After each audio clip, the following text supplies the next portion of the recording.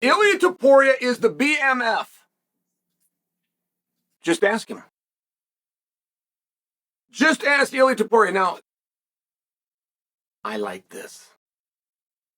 I like a greedy competitor. I like to see a successful guy that remembers what he's here for in the first place. Discipline is a hard word to define. People have many different definitions, but one definition of discipline is remembering what your goals are. So when you have a guy like Ilia Topuria, who's made it, Ilia's not even playing the same game as everybody else. They don't even speak about Ilia in the media the way they speak about everybody else. Like, can he be great? What about this pound for pound? He's undefeated. He's been in 2 divisions. They don't even do that. He is in a different stratosphere where they're talking about, can he be the biggest star in the history of the sport? They're not even comparing Ilia to his next opponent. They don't even know who his next opponent is. The media is looking at Ilia differently. That's how red hot this guy is. Hot. Okay. So when you look at it in that regard, and then he comes out with something that would be seemingly petty, where he comes out and tells us, I'm the BMF champion. I fought the BMF champion. I beat him. I'm the BMF champion. And he goes and gets a belt. He goes and gets a replica belt and carries it around and says, I'm the BMF champion. He goes on social media and proclaims to the world, I'm the BMF champion. He's now in a back and forth with Max Holloway.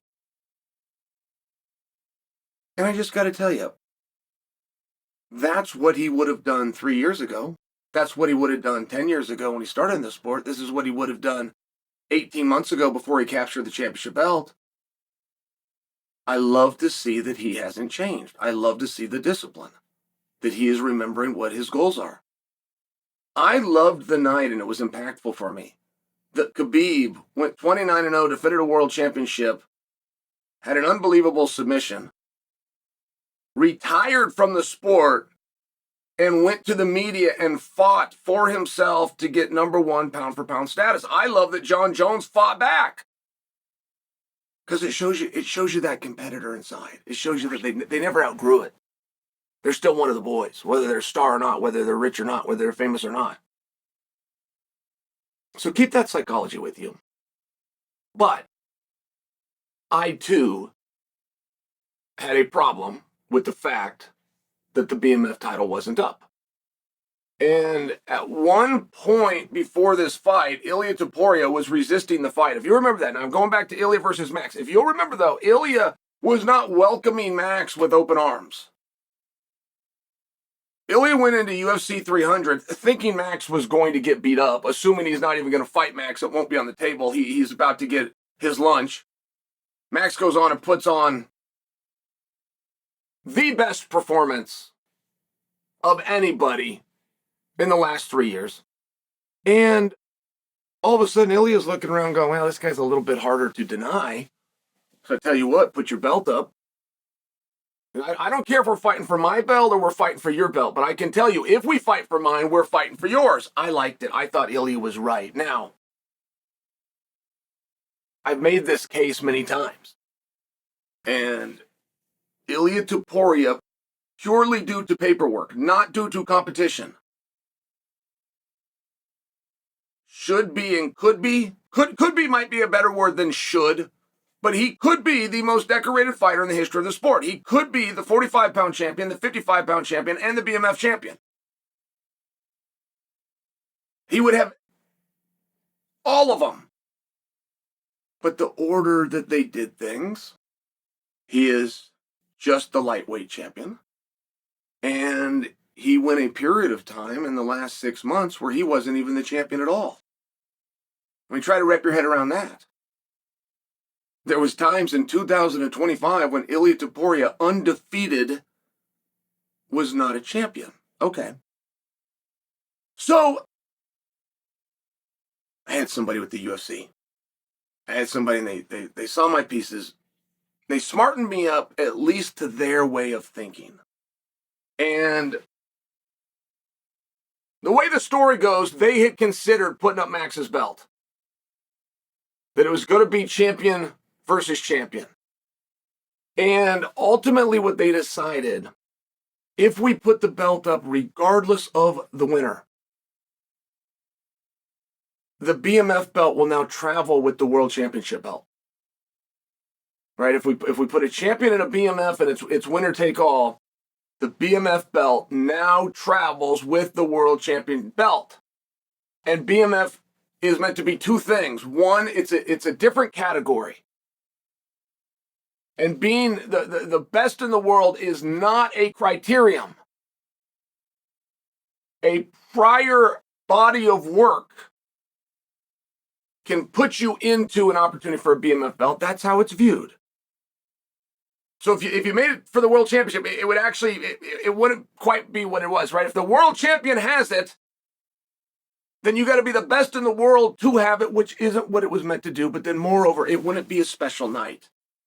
And I must admit, that is how I looked at it. Wow, that'd be a special night. Hogan versus Warrior, belt versus belt, two different titles. Let's do the walk. And UFC saying, well, that could be true for that night. But moving forward, if it had to be defended every time, it would also travel with the world title, and it would lose a level of luster because it's not the world title. So you keep it around somebody else. And I'm just sharing that with you because when you hear it like that, that makes a lot of sense. By example, we would not have been able to do Max versus Dustin for the strap 4 days ago. Right? There wouldn't be any special, there wouldn't be any unique dates. So, what do you do if you're in Max's spot? Now, I have known Max Holloway since he was 20 years old. I remember where I was when I met him. We were in Boston and we were in a line together. We were fighting on the same card. He came over and said hello. And Max, at that time, at that very moment, was the youngest guy in the UFC. There was nobody else that was 20. All right. So I'm just sharing that I've known Max a really long time. I could count on one hand, and I might only need one finger to tell you a time that he was pissed off. Or a time that he was pissed off and he made it known to the public. And that time is now. He is not okay with the business he had with Ilia. And he's not okay about leaving his division. He's not okay about going into a different division and having the champion come after him. He's not okay with having a belt that he earned, that there's nothing he can do. It's a paperwork issue. Did they put the belt up or didn't they? The case was they didn't, and now he's having somebody else come and try to take it away from him. Like, Max is not happy about this. And I went and rewatched their fight, by the way. Max was doing incredibly well. I mean, I gotta just tell you, like, that's not the way I remember it. The only thing I remember of that night was the big knockout. Max goes down. Oh my gosh, he's never been knocked down. Oh my gosh, he's out. He's knocked out. This fight is over. Like, I don't remember. Max was touched. Max was moving. I don't know that a rematch is in Max's future, at least immediately. But something super hard is. Right? I mean, Max versus Ilia, Max versus Sarukian. Something very hard is waiting for Max. And if he gets through that, and it is as hard and big as I predict it's going to be, there is most definitely a road back. And after rewatching it, after seeing this new version of Max, I mean, what a great comparison to see if a guy's gotten better. You take the guy and you have him do the same thing, right? You go run a mile. You want to know if you've gotten in better shape. Go run a mile again. You lift a certain amount of weight. You want to know if you got stronger. Go lift that same amount of weight again and see if it's easier now. And to watch new Max, and I've got a barometer. The barometer is Dustin Poirier. I've got a barometer. Max is better now. I don't hate the idea. Now, I don't think if these two boys find each other, I don't think it's going to be different. I don't think they put the belt up because then it would travel with the World Championship. But the idea of Max and Ilia not going to happen again. That's not necessarily true.